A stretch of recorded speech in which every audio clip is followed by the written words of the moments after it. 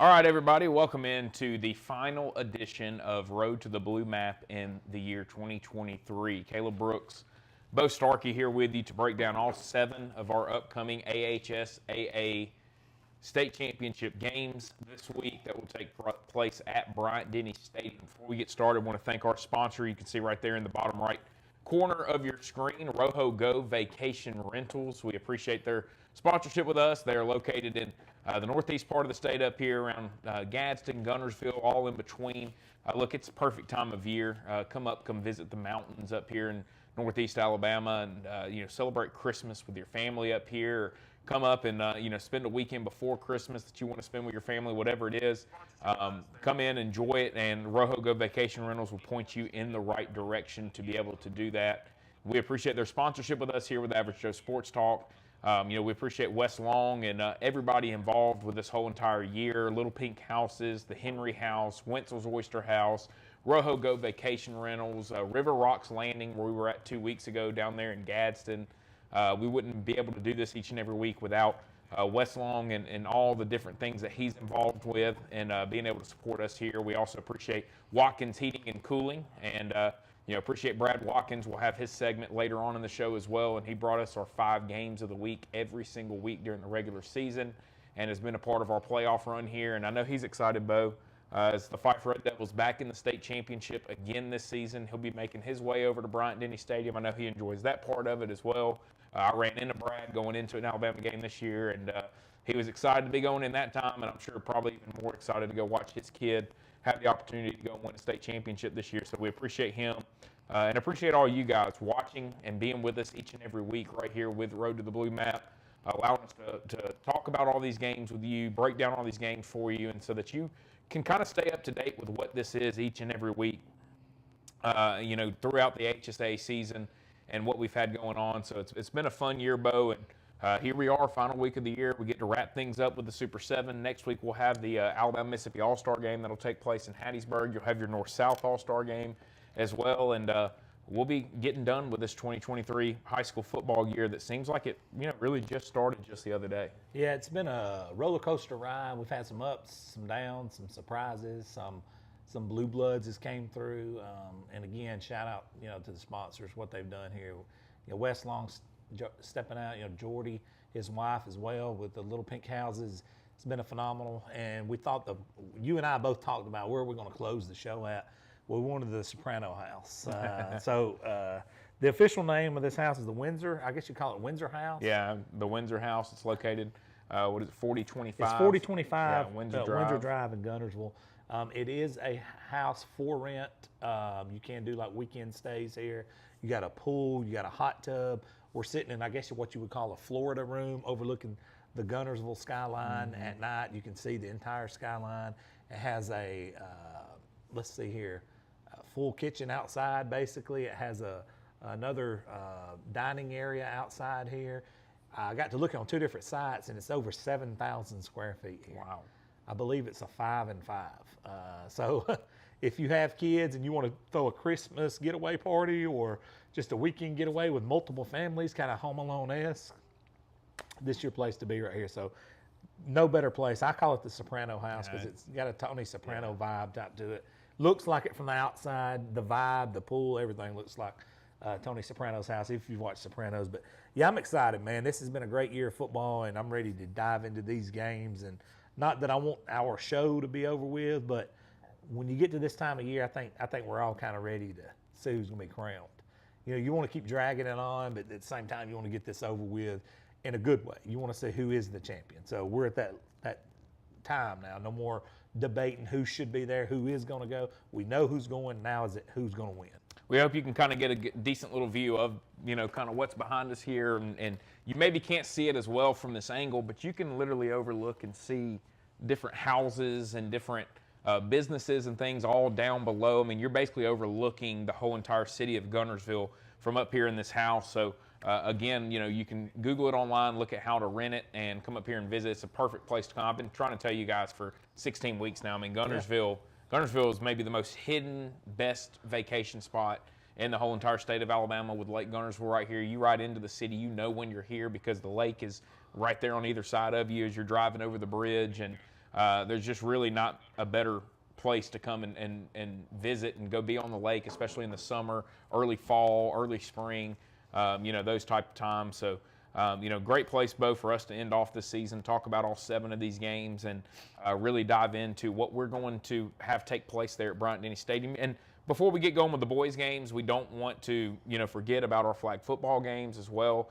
You got a chance for 2 different teams to go and have a state championship, not only on the boys' side, but on the girls' side. You got Montgomery Catholic playing on the 1 through 5A side. You also got Central Phoenix City playing there on the 6A, 7A state championship. And so a chance for those 2 schools to bring home 2 blue maps this season for the first time that would have happened. You've had some other schools that have made it.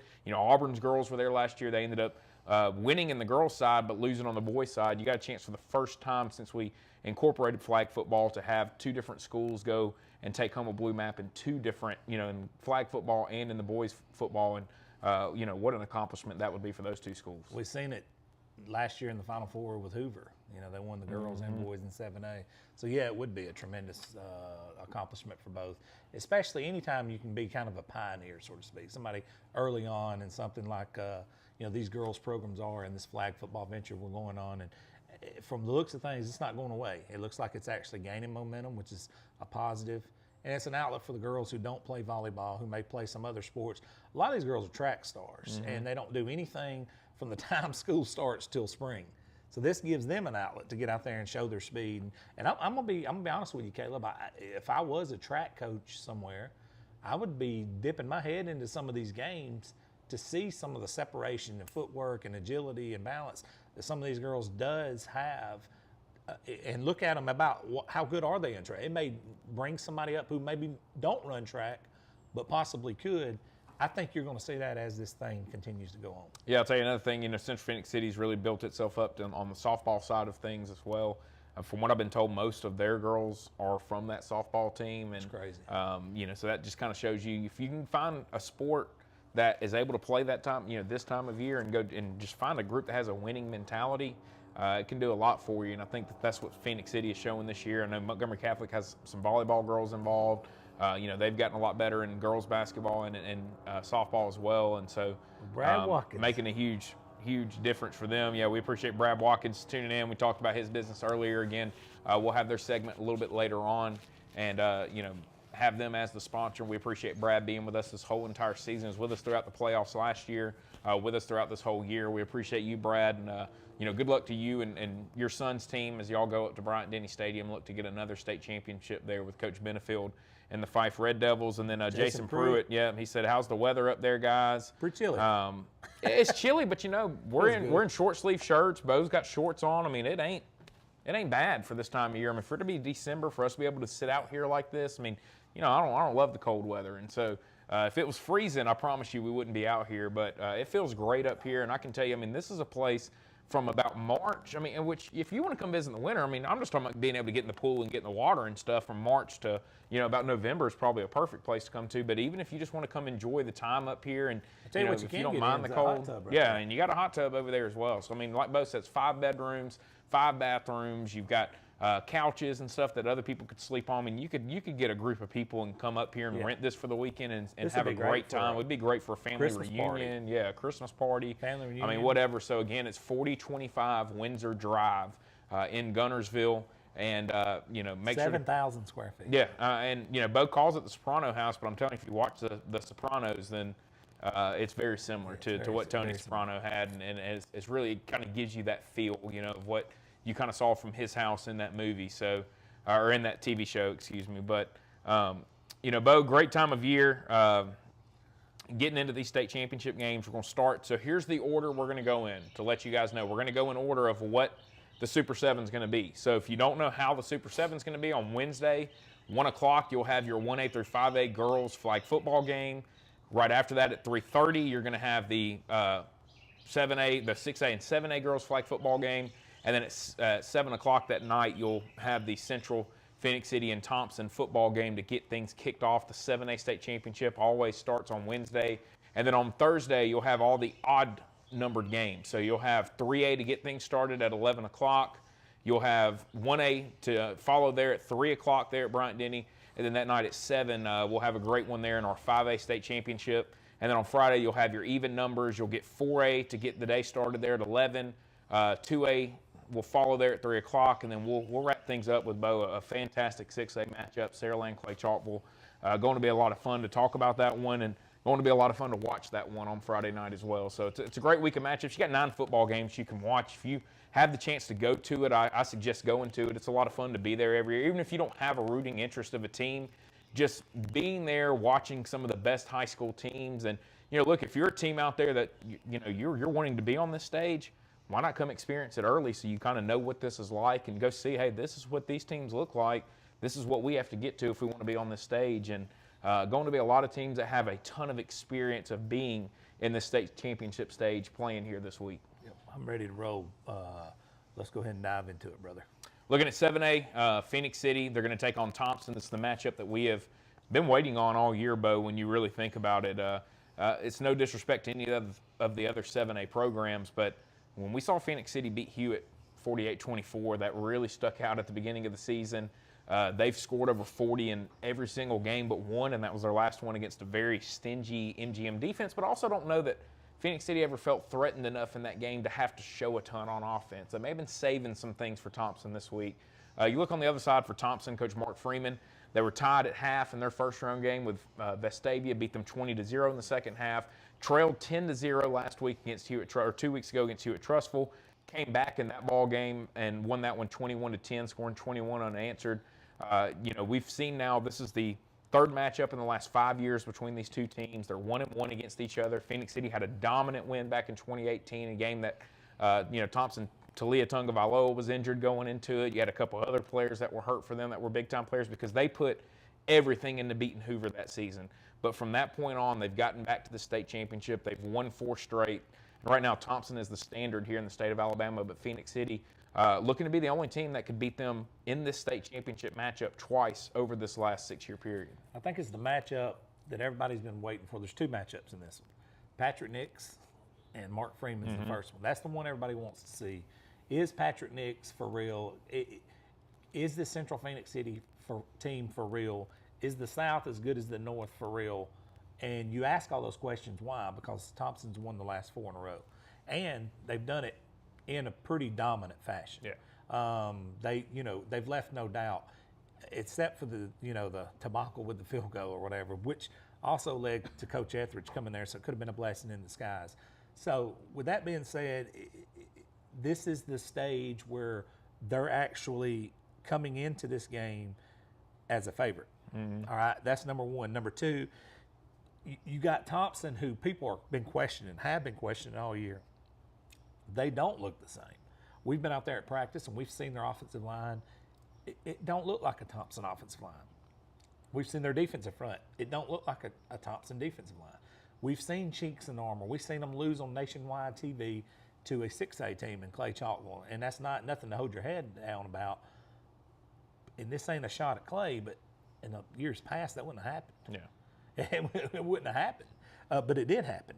All right, that's the first matchup. It's the Mark Freeman, Patrick Nix head-to-head. Can he beat Mark Freeman? All right, the next one, and this is the star-studded one, Cam Coleman versus New Boy Fagans. Everybody talks about Cam Coleman like in these hushed tones, like, he's good, but he's no Cam Coleman. He's this, but he's no Cam Coleman. He is the best athlete in the state. No disrespect to Ryan Williams, but Ryan Williams don't have the frame this guy does. No. This dude has a Julio Jones-esque frame. Well, guess who else does? New Boy Fagans. And I know all the Fagans, all the way from Antoine Jr. to Traquan Fagans to Jacques to Delvon Fagans to now New Boy. They don't shy away. They're bred for this. They've got 11 rings in their family, 11 state championship rings in their family, according to their dad, I believe, and I talked to him last week.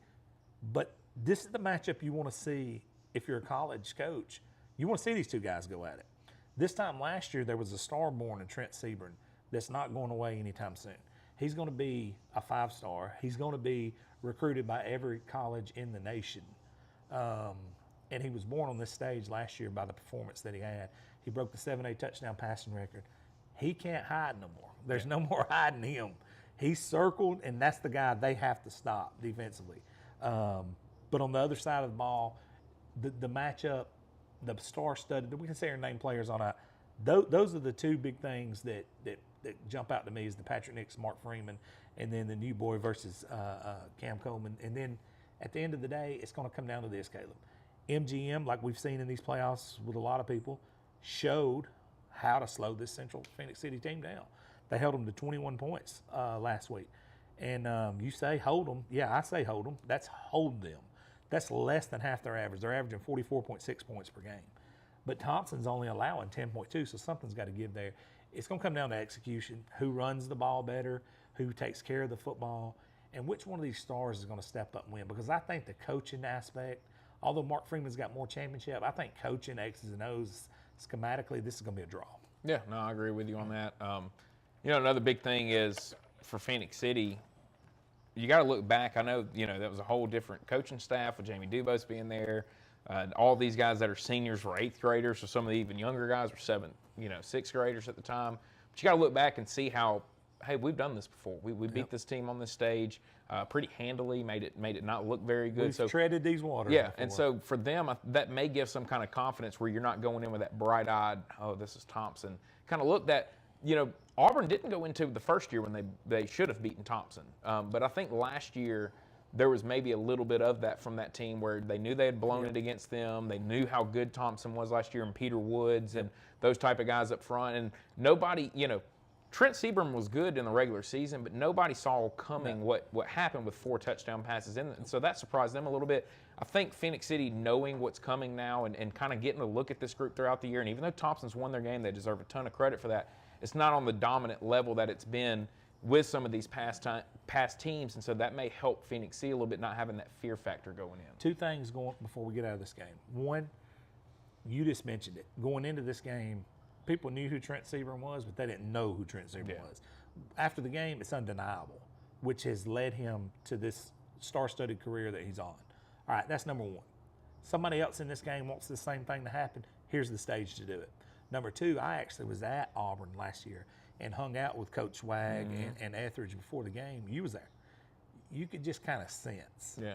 He said, we're up against it, but my guys are going to play their guts out for us. And they did. Thompson was a better football team. And Phoenix City's got enough. They've shown that throughout they've got the year. enough. They've got more, I think. Yeah. If we just go star for star. But can they get Thompson out of their head and can they execute? That's the question. And you look at the region that Phoenix City made it out of this year. Was Auburn as good as they were last year and maybe the couple years before? I don't think so. They had an injury at quarterback, some stuff that held them back throughout the year. But they dismantled them by 21 twice, this season. And then you look at Dothan, Auburn, and Enterprise were all right there. And even Opelika. Now, Opelika did play Phoenix City decent, but all those teams were right there, and Phoenix City beat all of them by double digits. So, that just kind of tells you the different level they're on. And I think when you look at it for Thompson, Hoover wasn't great this year, still played them to a 10-point game. Vestavia played them really well twice this season, had them 7-3 in the fourth quarter. There's just little thing then losing to Clay Chalkful and having a quarterback who didn't, everybody knew he wasn't going to throw the ball a ton, and yet he still ran for 5 touchdowns in the game. So I think those are the little things that make you question this Thompson team a little bit more. But look, they're going to have the opportunity on Wednesday night to go and show everybody, hey, Alabama did it this weekend with Georgia, and they talked about it after the game, hey, we're still the standard. We're still, and they've got that motivation. I think that's the same type of motivation that Thompson has entering this game to go show everybody we're still, we know we maybe hadn't lived up to some of these past teams. We're still the standard in this state, and you still have to get through us if you want this blue map. I agree, 100%. So it should be a lot of fun. That'll be Wednesday night, 7 o'clock. AHSAA TV network. If you can't watch it, you can check out the AHSAA radio network as well. I'll be on the call with Tommy Wood for that game between Thompson and Phoenix City, and should be a really fun one there on Wednesday night. And you can find the AHSAA radio network on different stations throughout the state. You can also just go to the AHSAA page. They'll have a link right there at the top. You hit it. It takes you to a Mixler account, which is just a Mixler website. You don't have to sign up or anything. You just hit the play button, and it'll play the broadcast for you so you can listen or watch. There's no, if you don't want to miss this game, you have every opportunity in the world to not miss this game, whether it's watching it, listening to it, whatever it is. And then obviously here with us at Average Joe Sports Talk, we will have plenty of pictures from that game that will be released later on. And, should be a very fun one to keep up with. And Bo, just really looking forward to that one. It's a great way to get this week started because we talked about it Saturday in our Saturday show. There's not really a game that you look at. You look at a couple of them and go, well, if some things go this way, it could end up getting ugly. But there's been some games in the years past where we looked at it and just went, this is not going to be close. All 7 games right now, when you look at it on paper, look to be close, and really a lot of the spreads replicate that this week as well. Yeah, one or two of them, you're just like, they're going to be up against it. But they could. Yeah. There's a few years where you're like, no, it's, how bad is I mean, it? it's 6 of the 7 matchups where you're just like, how bad is it about to be? Yeah. But, this year, you're like, the worst line, we're not saying the names, but the worst line that we've seen on here, we're like, they're going to be up against it, but they could if. Yeah. So I agree with you 100% on that. So, like I said, now on Thursday, you'll have your odd number games. So all the odd number games get done first, 7A, and then 3A, 1A, 5A. So now getting into our 3A game, Bo. Look, the Geraldine Bulldogs are very close. Great season for Michael Davis and his group. They deserve a huge congratulations for what they accomplished this year.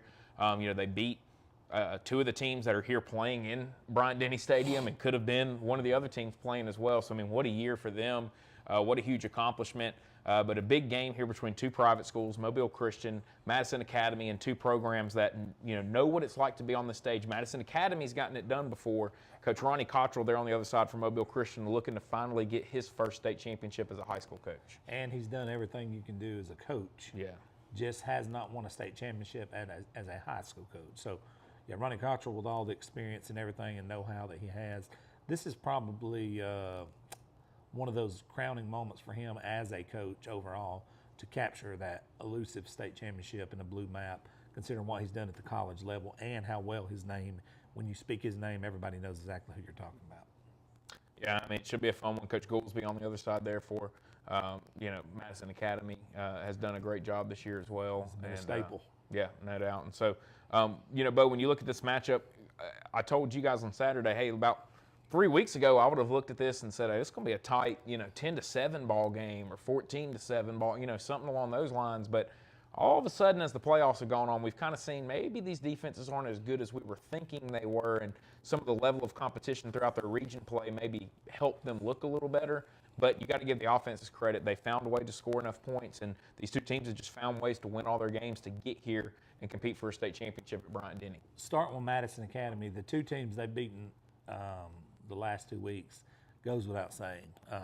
If you can beat Geraldine Sylvania and Geraldine in consecutive weeks, and you got anything left, shout out to you, homie. Yeah. Because you've took a pounding, you've took some licks, and you've had to scheme up versus 2 really good coaches, really good players, and a lot of physicality. So how beat up are they coming into this game? Now, they are favored in this game. They're a -5. But if you look at Madison Academy on the season, Caleb, they're averaging nearly 50 points a game. It's 49.4 points per game. They're only allowing 13.7, and that is with all these points they've given up the last couple of weeks, which is phenomenal. Now, can Madison Academy get up once again on a shortened week with a travel day after these 2 big physical monstrous games, 2 come from behind wins, and do it again on the state's biggest stage is going to be the question on their behalf, in my opinion. Can they do it? I don't know. You're asking a lot of your kids. Shortened week, travel day, then you got to turn around and you've played 2. I don't even have to ask. I know 2 of the top 5 most physical teams in all of 3A, and had to come from behind in both games in consecutive weeks with all that energy. Now you got to travel, sleep in a hotel, and play a day early. That's a lot to ask for a team. But if you flip that thing over and you look at Mobile Christian, okay, they're calm, cool, and collective. They're averaging 42 points per game. They're giving up 8.9 points per game. Last week they knocked out the defending 3A state champion. A little bit closer than the experts thought. They thought they was going to kind of trounce St. James. But St. James has a quarterback going to Arkansas, so when you got an SEC level who's quarterback, a dude? And if anybody don't think that guy's good, go back and turn on the Piedmont tape last year when they played Piedmont. He single-handedly kind of took that thing over. We talk about Micah Merriman being the Gaston assassin. Well, there's another Gaston assassin, and this one plays football. Damian Gaston, quarterback at Mobile Christian. Listen to these stats on the season, Caleb. He's completed 138 passes out of 216, which is a very high-end percentage. For 2,335 yards, 22 touchdowns to only 5 picks. They're going to have him step up in this game. He's going to have to play calm, cool, and collective because he's going to have to score. Because Madison Academy, much like our good friends at Pisgah, when they take the field, they're scoring 40 or more. So if you want to beat them, you're going to have to score 40 or more. So we're going to have this version of the Gaston Assassin, not Micah Merriman, shout out Micah Merriman, to step up and play his tail off to win this for Coach Ronnie Cottrell. And let me ask you a question, and you'll know this better than anybody.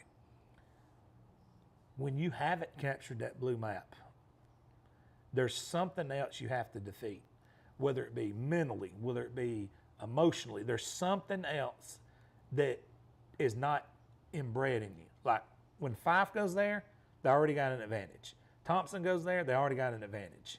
Been there, done that. Even though you may not have played in this game, your best friends, the guys you've worked out with, you've watched them, you've sweat with them, you've played with them, you've seen it happen. When you've never captured one, you have to get over that. It's a hurdle. It's an unspoken, unseeing hurdle that you have to get over. They're going to have to get over that. Can they do it? I don't know. It's a lot to ask from Madison Academy to step up after what they've been through the last 2 weeks. Yeah, I agree. They're the ones I've kind of been beat up on and had to really physically get through it. And not only that, Mars Hill before those two. Just what a run that these guys have been on. You got to give them a ton of respect for getting through this, and they've done it in different ways. They did it with beating Mars Hill 21-14, a game where their offense didn't play as well, and then they did it last week where a game their defense didn't play as well. They found a way to score enough and still win the game. So and then that tells you a was lot right about in the middle, just a slobber knock. And that tells you a lot about that group, in my opinion. That they just find ways to win. They can do it any way that they need to, and a special group there. But that's going to be a fun football game to get things started on Thursday there in our 3A game. Two really good football teams, and two that we've been telling you from the get-go had a chance to go be at this point, and now here they are getting to play each other for a state championship. Bo, big one in 1A. One of the better 1A matchups I think that we've had in a while. You had Pickens and Linden a couple years ago. It was a tight game, but it was low scoring. Neither offense was really necessarily great. They were both really good defensively. This is really, to me, one of the first times in recent memory where you've got two really good just football teams. They can do it on the offensive side. They can do it on the defensive side. And you got a Leroy team coming in winning 20 straight that just knows how to win football games. And on the other side, you got a Coosa Christian team that, from a mental standpoint, I don't know that there is a more mentally tough team in the state 1A through 7A. Yeah, because what they've had to go through off the field, what they have to go through on the field, not to mention the hell week that Coach O'Brien puts them through. With the Army National Guard in the summertime, plus the lifts, even the game day lifts that they do with Coach Whitmire and things. I've seen messages and people on posts this week saying they don't play nobody. Coosa don't play nobody. They've played Hanley, they've played Pell City, they've played Parker, I think, in a 7-on-7. Geraldine. They've played Geraldine at the beginning of the season. Spring Garden twice. 4 times in the last year. Yeah. And they've played Lynn, and last week they played Pickens. What do you mean they don't play nobody? I mean, you can get out of here with that. That's the stupidest thing I've ever heard. You don't get to this point of the season, no matter what classification you are, by not playing anybody. You've played somebody by now. And I seen Dwayne East on here earlier, and he's probably still on here. But you take a look at someone like Dwayne East's kid, Dylan East. He's the center for him. And you look at Dylan East's body 3 years ago, and you look at Dylan East's body today, unrecognizable. Oh, there's a ton of them there. I mean, I've been visiting with that program with you since Coach O'Brien really got there. And the transformation for a lot of these kids that are contributing right now from back when I saw them, they were in 8th and 9th grade. It's unbelievable, and you got to give the coaches a credit. Coach O'Brien deserves a ton of credit. For those that don't know, I mean, they have a nutrition program that they stick to. They've always got protein shakes for the guys after workouts. They actually feed them 3 minutes now. I mean, they take care of their guys and get them to this level. And you may sit here, he talked to us about it. He goes, well, you're going to sit there and go, well, we're a private school, so they ain't got a bunch of donors and people giving them money. They've gone out and raised the money, and they've done what it takes to have a good program, and that's why they're at this point playing for a championship, and they deserve a lot of credit for that, especially considering what they had to go through in the middle of this season with a lot of stuff that, some programs have gotten punished for certain things and some haven't. And I'll leave it at that. Yeah, so. And Caleb, I don't think he would have wanted it any other way, do you? No. I think it's made him mentally tougher, and it made him very angry. There's And it's other- got to help him so much to have Cleat on that team as well, to where he can really keep a pulse of that group, Well- what they're talking about and what's going on. I mean, You got to kind of dial him back. yeah. If you know what I mean. Yeah, I mean, with shades of gray, it is good to have Cleat on that team, but you also got to calm him down a little bit. So But I'm just talking about from being able to keep a pulse on, hey, what are the guys talking about this week? Are we focused? Yeah. Are we talking about different things? Being able to have your son on the team to be able to tell you, hey, this is what guys are talking about. This is how everybody feels about this, or how everybody's, talking about this certain situation, and being able to really have your finger on this group, I think, has probably helped Coach O'Brien and the other assistant coaches on this team as well a lot. I agree with you 100%. And Halen Palmer in his house as well, his nephew lives with him. But let's dive into this game from a schematical, X's and O's plus player looking. Wow, what is this game going to look like? People across the board. I've had tons of Coosa Christian fans and just fans of football in Etowah County ask me all week, what do you think? What do you think? What do you think? And I tell them all the same. And Coach O'Brien echoed this last night when we hung out with him. Both people are going to be shocked, Yeah. including Coosa's players. Coosa's players, although they've kind of dominated to this point, they're going to be shocked when they get on the stage. The lights are shining. You warm up different. It's quicker times. You get out there. You're shoved out there. You got to do the run through, the walk up, the intro, and then the speed of the game. And Leroy, defending champ, we're not supposed to be here. First time in our school's history. Don't even have our head coach. That's right. They're going to be shocked. And then Leroy's probably looking at Coosa, and this is not saying a shot at Coosa, but I'm being honest. Leroy's probably looking at Coosa going, come on, dude, who are these guys? Yeah. Like, honestly, they're probably saying okay, we just beat Elba, but they're going We to just be held shocked. Alvin Henderson to 24 points. Yeah, we held Alvin Henderson to 24 points and got a victory. Yeah. They're probably thinking that was our state championship. But they're going to be shocked. When they see the way Coosa plays defense, they're going to be like, whoa, hang on a second. This is going to be a football game. So both teams are going to be shocked. Now, let's dive into numbers. Last week, Coosa beat, Pickens 21-12 in a hard-fought game. Michael Williams, shout out to him. Him and his staff watches our show each and every week. And unfortunately, we don't do bulletin board material, so they didn't get to use this. But we did help them out in some ways because they've watched and got an inside look at Coosa, which I'm sure somebody at Leroy is watching this now. And I would be if I was at Leroy. But when you look at Coosa, they're averaging 38.5 points per game. They're only allowing 5 points per game, which is second to only one team in the AHSAA, and that being Montgomery Catholic, who we're going to talk about here in just a little while. Defensively, they've created 71 turnovers on the season now. 29 turnovers on downs, 23 forced fumbles, and 19 interceptions. They've created 30.5 sacks on the season. 30 times they've sacked the quarterback. 7 different players have scored defensive touchdowns this season for Coosa Christian. 7 different players. The X factor of all X factors, Caleb, I'm telling you right now, you cannot circle this enough if you're Leroy, is Jaden Burns. His ability to put the ball wherever he wants it on kickoffs is unmatched in 1A football. Yeah, I think not only that, it's being able to kick field goals, period. Guess what else? Anytime 50 and in, he can do it. Yeah, he can do it. I mean, that's going to make a difference in this choose to game. do it or not. Yeah. He can do it. 50 and in, he's good. He's comfortable. I'm not talking about he's shooting a layup from 45 and in. He's real comfortable at 50 and in. He can hit beyond 50 if he has to. But I'm telling you, when you get around the 30-yard range, if they want to, he can score. And that's a huge X factor. Here's the biggest X factor. When you put a defense out there on the field and you got a guy that's averaging 40.5 yards per punt with a 35-yard net, and then somebody's got to drive that team that's only giving up 5 points per game defensively, that's a huge factor. Flipping it over on their offensive side, very simple. John David Justice. Everybody talks about Coosa's got a transfer here, Coosa's got a transfer there. Guess who their main guy is on offense? The quarterback. Guess where he's born and raised and been raised, and his mom's the principal, John David Justice. He's the guy. He has a bad game, they're in trouble. He has a good game, they got a chance to win. He turns it over, they're in trouble. He's got to get the ball out to where it needs to be. He's also got to get these guys in the right schematically positions to make plays with his offensive line, go to the checks, listen to Alaric. He's got to play calm, cool, and collective on the biggest stage he's ever played in his life in any sport. And he's a baseball star as well. So he's got to do his thing. Then you got Cannon Wilson, who's got to continue being a bright star late in the season. Got to sit out some games this year, which has helped him stay fresh. Then you got Josh Hester, who still has to be the bruiser. He's the thunder to the lightning of Cannon Wilson.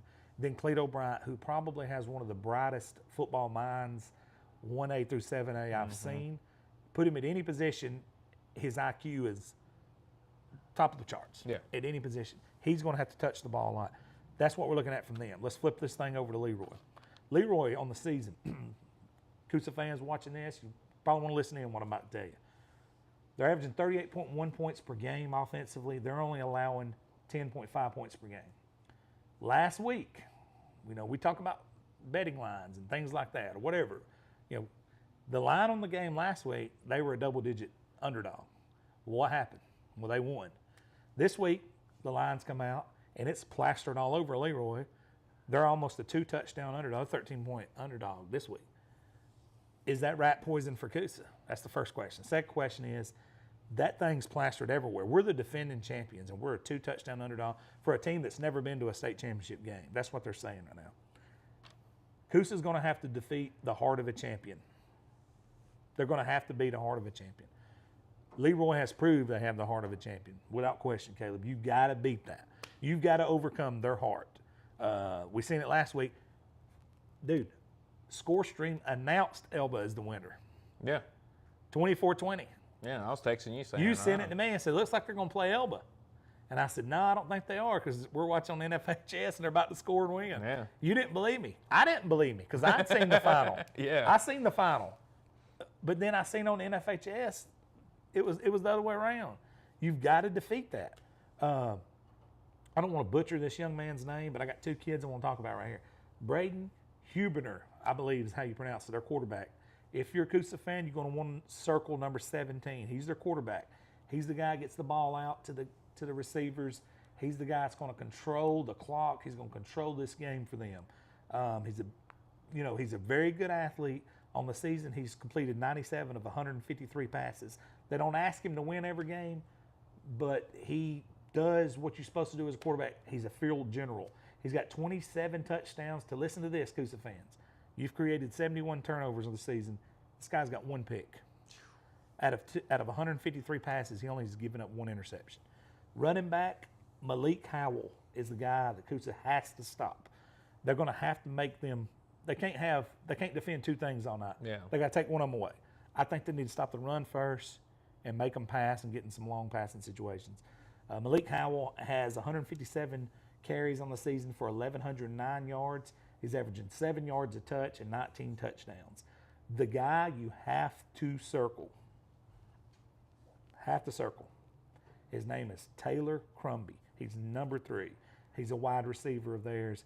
He goes up and gets it. He's averaging 23 yards per catch. He's number 3. He has 34 receptions on the year for 769 yards and 10 touchdowns. You have to circle him.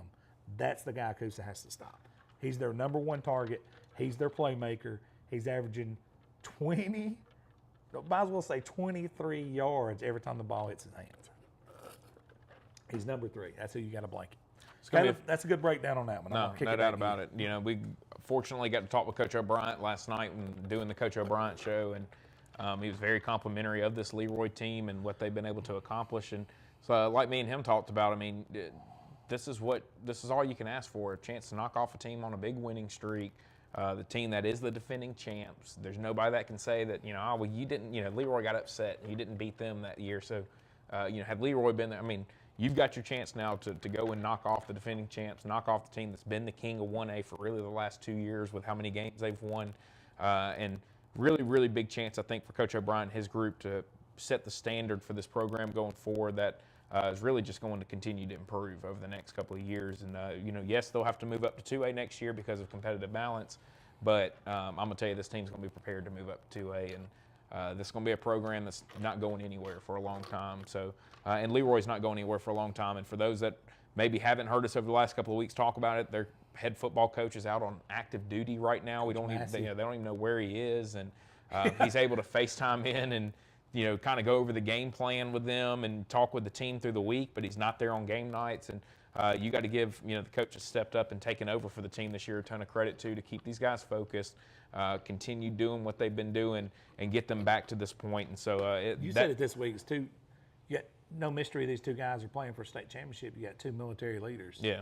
Marco Bryant being a Navy SEAL, and this gentleman's the Air National Guard or the Army National Guard, and is currently in active duty overseas, and nobody knows where he's at. Yeah, so That's huge.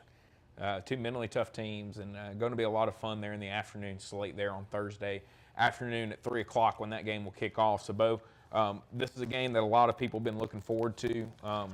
Look, great season for Guntersville. But we kind of knew, and it's no disrespect to Coach Reese and his group, they were going to have their work cut out for them last week. And they had kind of gotten to the point where it's like, look, anything after this is gravy. You've done what you set out to do. You beat two Birmingham teams. You got over the loss to ARAB and responded the right way.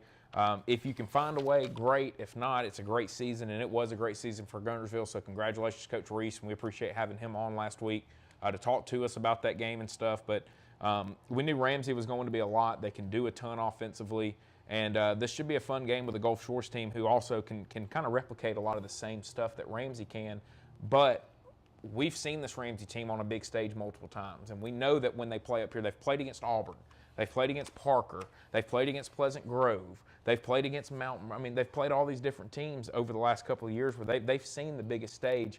For Gulf Shores, this is going to be new, and I know they've played some good teams down there. I don't know if they've seen a team that has the amount of athletes and the type of execution that Ramsey is going to take at them on Thursday night. No, and I've heard, unfortunately, I've had the pleasure to see and hear Gulf Shores fans saying some crazy stuff, like really crazy stuff. And to disrespect Ramsey is ridiculous, because Ramsey has played the best teams in the state, period. Yeah. They haven't played Thompson and Central Phoenix City, but outside of that, They played Auburn High. Played Auburn High. Yeah, played Parker. Parker. Hueytown. Yep, played Hueytown. Played Parker. I mean, they've played Pleasant Grove, twice, or once, but I don't know, 3 times in the last 2 years. Mm-hmm. So don't tell me they ain't played nobody, and don't tell me. And a really good John Carroll team this year too. Hey, guess what? And there's the defending state champs, which brings me to my point right here. On this season, this Ramsey Rams team has played an unbelievable schedule and still has produced these numbers I'm about to tell you. They're averaging 37.9, might as well call it 38 points per game, and only allowing 11.4 on the season with that schedule we just mentioned. Then, last week, they beat a Guntersville team that is on fire, and they beat them handily, dude. Like you said, Guntersville had a great season. They've done a lot of good things and a lot of positive things. I actually interviewed Coach Self before we came on tonight at Guntersville. Guntersville's a fantastic place. We're sitting in Guntersville right now. But to beat them the way they beat them last week, 35-14, I mean, that's how good. It's not that Guntersville's bad. Ramsey's that good. Yeah. Now, they are the defending champions. The experience factor is going in their favor. And also, Coach Jackson, the adversity from the day-to-day activities they have lets them play with a chip on their shoulder. I truly believe that. And it's the same thing Denton Johnson gets from the basketball side of things. They don't have all the bells and whistles that these other schools have, but they play with that. They play with that with a chip on their shoulder. Go to Fife, Alabama. Go to their weight room. Go to the weight room. We're not doing tours at Fife's weight room. They have worn, older weights that's been beat up, and that's just what they want. They want that edge, and Ramsey has it. Now, Cameron Keenan, quarterback for Ramsey. If you want to beat Ramsey, you got to stop this guy. Mm-hmm. He's not going to get out and beat you with his feet, because he don't have to beat you with his feet. Listen to these numbers on the season, Caleb. He's completed 198 out of 312 passes for 3,196 yards, 31 touchdowns, and only 8 picks. I talked about his feet. It's not that he's a statue. He don't have to beat you with his feet. No, exactly. On the season, he has 122 rushing yards with 4 touchdowns in situations where he needs to run the ball.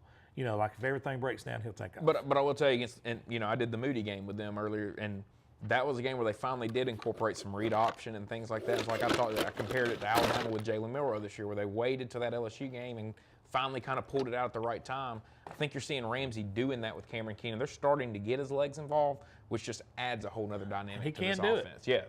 He can do it. And, I mean, I'm telling you, his Going strides into are that game, 3.5, he'd only 4 had, yards 50 long. yards rushing? Yeah. And now we're seeing him at 122 with 4 touchdowns.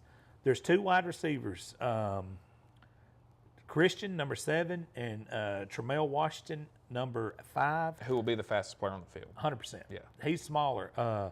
Christian is 6'3", 188. He's your bigger receiver. Tramel's like 5'8", 9", 165. Probably runs a 4.4, 4.3, 40, something crazy like that. But these 2 guys combined on the season for over 2,500 yards and 22 touchdowns. And let me talk about Gulf Shores for a minute. Play football. Get out of the media. Stop talking. Ramsey don't need no more fuel, buddy. There was, unfortunately, some fuel passed last week with Gunnersville that kind of spurred them on. Mm-hmm. They don't need no fuel. Play football. It's time to put the noise to rest if you are from Gulf Shores. All this stuff, ever since the Simone Eli segment she did on her show, everybody in the state has deemed them cheaters. Everybody. You know, I hear people all over the state, well, Gulf Shores is getting away with blah, blah, blah. Well, here's the deal. At the end of the day, there's been no ruling on it. Yeah, it's been an investigation. Nobody said anything Right. yet. There's been no ruling. Simone Eli, if you haven't seen it, did a segment where she basically said that allegedly 3, 4, 5 guys and a girl athlete were getting apartments that had ties to Gulf Shores. No ruling on it. So we're not getting involved whether it was right, whether it was wrong. What I'm telling you is it's been nothing but off-field distraction since that moment to now. And now we're on the eve of the state championship game. To this time, they have navigated the waters really good. You know, they're averaging 39.6 points per game, only allowing 8.9. But this is a different animal they're playing, Caleb. I don't have to tell you that. You know that. This is a whole different animal. And we've talked about Ronnie Royal, how good he is. And last week we featured him for what he's done offensively, rushing, receiving, throwing, and then defensively as well. Time for him to cash in his chips. Mm-hmm. I mean, you know, you was at Alexandria. You moved to Gulf Shores. You made the move to go be in this moment. Time to cash in. This is the state championship game. This is the biggest stage Ronnie Royal's ever going to play in, period. Time for him to cash in his chips. So we're going to see. This is what can make, a la Trent Sebring last year, this can make him a next-level superstar if he can perform against this Ramsey team and get a victory with a blue map. Yeah, QB Reese there for Ramsey will be another one to watch defensively. It's unbelievable. Just an animal on defense, and guy that, I mean, he's had games where he's got 18, 19 different tackles. And, you know, I didn't get to see the Gunnersville game last week. I know against Moody, Jake Gaines, his group, they had a great plan against him. I think he only had 4 or 5 tackles in the game because they just did a lot of stuff to stay away from him, but that's how good he is. He took away the middle of the field against Moody. They had everything they had to do had to be on the edge because they were trying to keep the game away from QB Reese. And so that's another guy there for Ramsey who really can make a huge difference. And then obviously Ashton Ashford there at running back for Ramsey, you're defending MVP in the state championship game. If he can get going, he's dealt with a lot of injuries this year. I really hate it for him because right when he starts to get healthy, he gets hurt again, and it's an ankle, it's a shoulder, it's whatever. What is he now? Do you know? I mean, like, we don't get into the medical side. I know he's been dealing with a shoulder injury here for a little bit. So if he's still dealing with that, I mean, that takes away from some of what we saw last year. They helped him be the MVP, which was yards after contact, using that shoulder to bounce off tackles and things of that nature. And so it's going to be interesting to see how healthy he is and how much of a difference he can make. They've got some other guys that can step up, and then I'm just telling you, Tramel Washington, he's going to be the fastest player on the field. There's not going to be anybody that can keep up with that kid. I'm just Dude, he's small, but he's a different level of speed. Lightning in a ball. Yeah, he looks like Tyreek Hill. He's a high school version of what Tyreek Hill is for the Dolphins. That's what he can do for Ramsey. They're both over 1,000 yards, both Yeah. over 10 touchdowns. I mean, they're both killing. And I'm just telling you, if you watch this game Friday night, or Thursday night, excuse me, Cameron Keenan, he just flicks his wrist and the ball goes 50, 60 yards in the air. I mean, it's arm strength that you don't see from many high school kids. Tennessee sort of similar. Yeah, no, it's very, and they have a similar build. Yeah, very similar build to Joe Milton, very similar look with how they throw the ball. And I'm just telling you, he can flick his wrist, and it's like what people describe with Joe Milton. The ball just goes 60, 70 yards in the air like it's nothing. And, I did the game with Winona earlier this year. He threw a couple passes on the line that, I mean, I'd love to see this guy throw a baseball off the mound. Yeah. I bet it'd be no telling. 88 plus, with the right work. So, so we've now broken down 4 games. We've talked about 7A, 3A, 1A, and 5A. It's all the odd number games. We're going to take a quick break right here. And when we come back, we're going to break down Friday's games, which will be your even numbered games. It'll be 4A, 2A, and 6A here to round things out. So don't go anywhere. We're going to take a very, very quick break. And when we come back, we will talk about the last 3 games that you'll have on Friday this coming week here at Bryant-Denny Stadium. So stay tuned for more here with Average Joe Sports Talk. Right after this.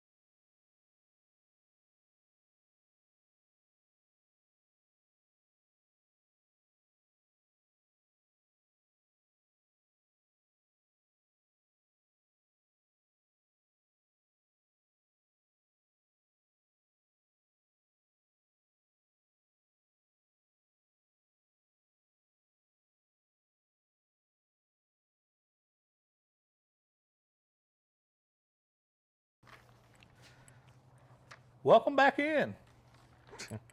My name's Caleb Brooks with the Average Joe Sports Talk. Yeah. Go ahead, buddy. Yeah, you said the other one all the time. I'm with them no more. Be with them for a little bit this week, though. Yeah. Oh, yeah. Hey, welcome back in. We got 3 more games to break down here on our last Road to the Blue Map of the 2023 season. It's crazy to think that it's already gone by this fast, Bo. And, going to be a lot of fun to be at Bryant-Denny this week and to get to watch all these games. And we talked about the first 4. 7A, you got Thompson, Phoenix City. That'll take place Wednesday night at 7 o'clock. That'll be after your first 2. You got flag football at 1 and 3:30 there on Wednesday. Don't forget about that. I mean, watch that. Support the girls, and you'll actually be surprised. I think I'm going to go out there. There's going to be some athletes out there. I'm just telling you. Yeah. I mean, there's some good. Let's talking to Whitney. I mean, there was the first year there was a play. The team won on a play in the back of the end zone where they had to drag their feet and keep their feet in the back and make a catch, and they went to overtime. I mean, it's fun football. So you'll have that there at 1 and 3:30. 7 o'clock, you'll have Phoenix City and Thompson. Thursday, you'll have 3A there to get things started. That'll be Madison Academy, Mobile Christian. 1A will follow at 3, Coosa Christian and Leroy, your defending 1A state champs. And then that night, you'll have your defending 5A state champs and Ramsey. They're taking on Gulf Shores. And so now, Bo, on Friday to get things started, we'll have 4A. You'll have a returner there in Cherokee County who played Andalusia for it a year ago and fell short against Andalusia. Now they're going to get a Montgomery Catholic team who has been on this stage as well before and come up short and is looking to get back. And so you got 2 programs that have been here recently and are looking to hold up that blue map for the first time. Shout out 2 great 5 people before we get started right here, Jan Jones and also Brad Watkins. Yeah, I mean, before we get going, I appreciate Brad Watkins. You can see his Matthew information. Badgett as well. Yeah, and you can see Brad's information right there at the top left of your screen. That's Watkins Heating and Cooling, LLC. You can Google them, find their website, find their number. You can also get their number right there on the top left of your screen. Make sure to give them a call. Again, it's that time of year. I mean, we're out here in short sleeves right now, and last night it was freezing. We were having to wear jackets. So you want to make sure your heating and cooling's good to go. What do you think it would cost to heat and cool 7,000 square feet that we're sitting at? I don't want to know. I'm out. Yeah, I don't want to know. Yeah, I can tell you Jan that. Jones makes some of the greatest cakes you've ever seen in your life as well. But yeah, let's talk about this one. Caleb, I don't think I dread a football game more than I dread this one. Just for personal ties, like doing a show with Coach Kelly each and every week, getting to know him and seeing him step by step what he's built at Cherokee County, and being proud of him and proud of that community and proud of those kids over there. And then the same thing with Juice. Seeing Juice Johnson take over at Catholic and seeing the expectations being here after Blackwell left, and him rising to those expectations and then losing the semifinals, then rising to those expectations and losing the semifinals, then rising to those expectations, and here we are. And just, I've spent the night at Juice's house. Unfortunately, his mother passed away last year. I got to go to her funeral. So when I tell you Average Joe's is a little bit more than just a bunch of guys out here with cameras hanging out trying to cover high school sports, you get personal, involved with a lot of these kids and players. And this game is no different than that. So I dread this one. I'm going to be extremely happy for the winner. I'm going to be extremely sad for the loser, and I'm there for both of them, the winner or the loser, to talk to after, and they both know that. I think that's all you can do if you're in a situation like we are. So, but breaking this game down, it's a unique game, Caleb, because both of these teams play really good defense. Both of these teams play stingy defense. Catholic is actually leading the state 1 through 7A, and defensive points per game given up. They're only allowing 5.2 points per game, which is just above Teddy Whitmire and Coosa Christian. Cherokee County is only allowing 11 points per game. But if anybody's doubted Cherokee County's defense, turn on the tape from last week when they were playing a quarterback with essentially 6,000 yards and 60 touchdowns, and they were beating them 43-0 or something like that. So don't come at me and don't think these cats don't play defense either. They've played Fort Payne. They've had a really tough schedule this year as well, and they've played some really good teams. Didn't they shut out Etowah? Didn't they shut them out? I think so. Like 48-0 or something like that. And then they played West Morgan, who was leading the state. And look, I know Etowah had some struggles this year. They had some dudes on offense. Yeah. They had just scored, I think, 43 the week before against Hansville, and they shut them out. And they played West Morgan 2 weeks ago, who was leading 1 through 7A in points. Yeah, and they beat Aniana, 49-21. It was their closest game until these playoffs, and that was when Aniana was rolling and playing really well. And had the returning 4A back of the year and Fluff Bothell. So both of these teams play defense. Now, last week, we're going to start with the Catholic side of this thing. They're scoring 41.4 points per game, only allowing 5.2. Last week, they shut out a Booker T. Washington team that had previously beat Hanley and Jackson in the 2 previous weeks. And last week, not only did they beat them, they shut them out, and they beat them by double digits. For the they beat second them by time 4 this touchdowns. year. Yeah, the first one wasn't close. Yeah. We didn't last really week mention wasn't that. close either, though. I mean, it wasn't close, but it was closer than the 56-6 regular season, but which we didn't mention because we didn't want bulletin board material. And I think what they're doing at Booker T. Washington is fantastic. They're doing a great job. No, they're going to be a team everybody's going to be talking about next year for sure. For 100%. So it's not like that was an easy win, but it comes down to this, Caleb. It's another Caleb we're about to talk about, Caleb McCreary. If you haven't seen him play, those 5 fans watching, you'll know exactly what I'm talking about. He was the quarterback in the game where Catholic played against the 5 in the state championship game. He was an 8th grader then. Well, he's a senior now. And his senior year, his career-wise, he's over, I think at last look, it was 130-something touchdowns, 11,000 all-purpose yards. He's like closing in on Jack Hayes' records left and right, or he's in the ballpark of them. But this season, he's completed 90 of 141 passes attempts, which is not a lot. He's doing what he needs to do as a senior to win. He don't care about yardage. He's not an individual guy. But for 1,539 yards and 17 touchdowns. He's also carried it 98 times for 965 yards and 21 touchdowns. But the one thing he has, the intangible that's not measured on stats, is leadership. He's the first in the weight room, sometimes the last out. He's always got the guys up. He's the guy when Juice says something, he don't have to say it again. And he's been that way since his freshman year. Yep. That's what's crazy about it. Yeah. Yeah, because he played under some guys. Caleb, he's thrown to 14 different receivers this season. There's actually had 15 different receivers catch balls this year, but he's one of them. So we got to take him out of the equation. So 14 different kids has touched the ball from receiving the ball from him this year. So he spreads it out. Now, all that's great, but football is about matchups, and that's what's going to carry us over into Cherokee County. If you want to know who's going to win this football game, here's all you got to do. You look at those 2 to 3 defensive linemen in the middle of the field, depending on how they're going to match up against these guys, and those 2 linebackers behind them. Can those 5 guys withstand Cherokee County from tackle to tackle and sniffer coming right at them with Jacob Cornejo? That's it. You want to know who's going to win this game? And the reason I say that's this. Caleb, what we just said about Caleb McCreary is great, and he's unbelievable.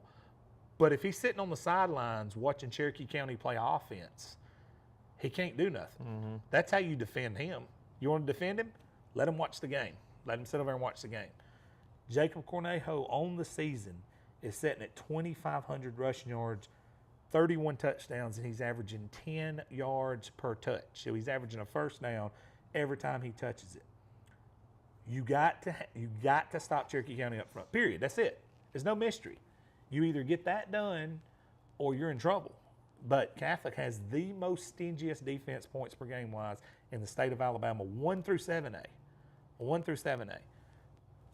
And also, when Cherokee County is on defense, there's one guy that has to be circled. Jimbo is the offensive line coach at Catholic. Great guy. He watches all of our stuff, love him to death. I've seen him coach his tail off when he was undermanned at Andalusia last year. I've seen him go in when he's undermanned, and he coaches these guys in a way that gets them so fired up. The one guy that he's going to have circled is Tay Diamond. That's the one most disruptive defensive lineman in 4A North, without question. I don't know how they're going to defend him. Do you go man on man? Do you leave a sniffer in to brush him? Do you go away from him? I don't know how they plan to attack Tay Diamond, but you got to do something. You have got to circle him every single play. He's a disruptor of epic proportion when it comes to what you're doing offensively. You got to do something you cannot let him disrupt every play. That's the guy that Jimbo and company has to circle, that they got to stop from a Cherokee County defensive front standpoint. Those couple of matchups right there is what's going to be, to me, the difference in this football game. Yeah, we're talking about a Montgomery Catholic team that beat McGill-Tulum, which I know wasn't one of the best teams in 6A, but they went and beat them 21-0 to start the year. And that's pretty much the private only school out of Mobile. Yeah, and that's pretty much the only defense that's really been able to Andalusia stopped them for a little bit, but they got going there in the second half, and it's been tough to stop that group offensively. Catholic's pitched, out of 14 games, they've pitched 8 shutouts. On defense, yeah. I think at one point in a row they pitched 6 straight shutouts. But again, it's all about matchups. That's unbelievable. And I think their defense will perform this week. But it's all about, can they disrupt Jacob Cornejo, or can he get in a rhythm? Can they stay third and short, or are they going to be third and long? They're going to want to make him throw at some point, make Cherokee County throw. If they can't, and Jacob Cornejo stays in front of the chains, this is going to be a 4-quarter game. If he can, it's going to be tough. It's a good matchup. Cherokee County has to be able to run the football in order to keep themselves in the ball game, in my opinion. I think they have 1,000%. to. If they can sit there and Cornejo can get – this ain't going to be a game where you're going to see Jacob Cornejo get his normal 7, 8, 9 yards of carry like he does against a lot of teams. It's going to be tough sledding. It's going to be a big challenge for this offensive line. But if they can keep them in front of the chains, if you can be at 2nd and 6, 3rd down and 3, and those type of things, you can't get – if you're in 3rd down and 11, if you're in 3rd and 11, you're in a tough spot if you're Cherokee County. Yeah. And if you stay in that throughout the whole entire game, you're not going to score a lot of points. Cherokee you have County, to stay on schedule offensively in order to be in this game. Cherokee County wants to avoid 3rd and more than 6 like the plague. All right? Like the plague. Yeah. Period. If they're constantly in 3rd and more than 6, that's not good. It's going to be a long night. That's the bottom line. And it's no disrespect to Cherokee County. That's how good this Montgomery Catholic defense is. You don't give up 5 points a game all the way to this point in the year without being really dominant on that side. I can't wait to see Coach Kelly and Juice. Yeah. X's and O's and schematically going back and forth. It's going to be a lot of fun. It's a 3-point line for a reason. Yeah, it's got a chance to be a really close game. And I think it's going to be the best teams that both sides have seen this season. So I agree. I think that's what makes this one a fun one. So that'll be your 4A matchup. That's 11 a.m. on Friday, and that'll get your Friday started. And it's going to be followed by a very fun one here, Bo. Fife and Reeltown. Everybody's waiting on this. And, look, this is a rematch of a game that happened down at Jordan-Hare a couple of years ago that obviously didn't go Reeltown's way. We talked about it a little bit beforehand, just kind of talking about this game and what our thoughts were. And, I told you, I think one of the things that will work a little bit better for Reeltown this time is they won't be surprised by Fife. And, we talked about, obviously, Iverson Hook's brother was very vocal that they didn't feel like that Fife could play with them, keep up with them, all that type of stuff. And I think I think a lot of them felt that way because Fife's one of those teams, you watch them on film, when you just kind of watch on film, you go, why can't this team just stop them? Why can't this team just, up the middle? Yeah, but all of a sudden when you get out there with them and you feel the physicality and you see what, they do schematically and that type of stuff, you start realizing, oh, okay, this is, and I think they dealt with that a little bit. And plus, when you get down 28-0 as quickly as they did, you're going to be out of the game. You're sitting there playing after 3 snaps. snaps. You're playing on a huge stage. Everybody, the big video board there at Jordan-Hare. You're looking up at it, all that, and the next thing you know, it's 28-0 with 6 minutes to go in the first quarter. So I think that part of it hurt them the last time. I think this time you're going to get a Reeltown team that knows what to expect a little bit more from Fife and is going to be a little bit more prepared. And plus, it's no disrespect to this Fife team, I don't think they're as good as that Fife team that year, which is that Fife team was just unbelievable that season. I don't think any Fife team is as good as that. Yeah, that may be the best one that Coach Mayfield's had. So that also added to it a little bit as well. So this Fife team has obviously got, this is one of Coach Benefield's best coaching jobs. If it's not the best, it's one of the best. He's taken a young group this year. They lost early. People started writing them off. It's very similar to a college program that a lot of people follow here around the state as well. And all he's done is just get better and better. They've dealt with a lot of the doubters. And I think when they beat Sylvania that night, 21-10, I think that's when everybody kind of went. And it's not, and they beat Pisgah, but they gave it 42 to them. When they beat Sylvania the way they did, it was kind of like, all right, here's Fife. Here's the playoffs, and here we go. And a dominant win over Pisgah last week. I thought it would be a lot closer football game, to be honest with you, because I thought that the seniors for Pisgah would make a big difference in the game. But that just shows you how much this team's grown up. And no matter what, I think Coach Matt Johnson and Reeltown, they know they've got their work cut out for them in this game, but I think they're more built with this team to take on this Fife program than they were a couple of years ago, where, yes, they had some good players, but a lot of it was Eric Shaw, who went on to South Carolina and then now is at Troy. They don't have a guy that's that caliber, but they got more very solid caliber players on this year's team. They do, and I'm not going to use the adjective that we'd normally use. They walked through Hades in a handbasket last week to get that victory. Either side that would have won. I mean, that was if you didn't watch that game, if you have an FHS network, go back and watch BB Comer and Reeltown, because I'm talking about that. You talk about two teams, they played their heart. I mean, in the fourth quarter, you were looking at both sides, and both players are bent over, hands on. They played their hearts out last week, and that was. And I'll tell you though, who had to be enjoying that? Coach Benefield. Oh, yeah. You had two teams that had to sit there and gut it out, play as hard as they could, and then Reeltown wins on a walk-off field goal, so they're emotional and all that. Year, really, yeah, and now you got to turn around and go play Fife the next week. So if you're a Fife fan, you have to be really pleased with how that game turned out last week. But I'm telling you, it was a great football game. We kept telling you guys all year those were two of the best teams. We said it last week. This is an even matchup. The scores show you that, all that. And it was a tie ball game for the first 49 minutes and 59 seconds of that game. 1 second left, Reeltown kicks a field goal and wins it, and they've not kicked a field goal all season. So I think that part too. I think this is a Reeltown team that's just found ways to win. They know how to win a little bit more, and that can also make a difference. But you got to go knock out the king, and you've got to go and take it to. We talked about this a little bit too. You got to go be the aggressor. Reeltown. You can't go coach scared. If you're Coach Matt Johnson, you can't go into this and say, hey, we got to find a way to keep it close. We got to coach to keep it close. Coach to go take the lead early and go take it to them early and put some pressure on the other side. That's how you go knock out the king. Which is what I thought Fawcett did last year. Yeah. Thought he did a good job. I mean, if they catch one pass, they might have been running away with that game. Two touchdowns. They've been up 2 touchdowns and all the momentum.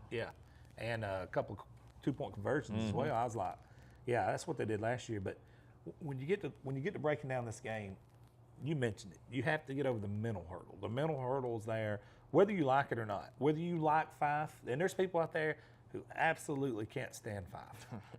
They can't stand them. They hate them. They hate the success. That's right. Yeah. They hate that they win all the time. They can't stand them. But if nobody hated you, then you're right where everybody wants you to be. Well, what was the stat that you told me about them About to last tell you night? right now. Yeah. Since 2014, the Fife Red Devils are 138-6. Okay? Listen to that. They're 138-6 since 2014. During that same time frame, which is 2014 to today, they have as many state championships as they do losses. They're 138-6. That's why people hate them. Because, let me say it, I hate to use a Ric Flair line, because they're not them. Yeah. People look at them and say, we could be this. But are they willing to get in there in that weight room?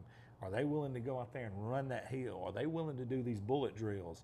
Are they willing to get in there and get your nose bloody day in and day out? Are you willing to fight through the aches and pains? Do you have wide receivers that are willing to block the ways that theirs are? You know, do you have corners that are willing to come up and take away the run the way that, I mean, that, you know, that's stuff that people don't consider with certain teams, and you can go turn on any game on a Saturday and watch certain teams, and there's a corner that'll definitely shy away from contact when the running back's coming his way. There's wide receivers that if they know the ball's not, I mean, there's a Steelers player here recently that walked off the line of scrimmage because he wasn't getting the ball on the play. So that's what makes a championship team, and that's what has made Fife so impressive over the last couple of years, is they get the most out of all 11 on the field, play in and play out. 100%. I agree.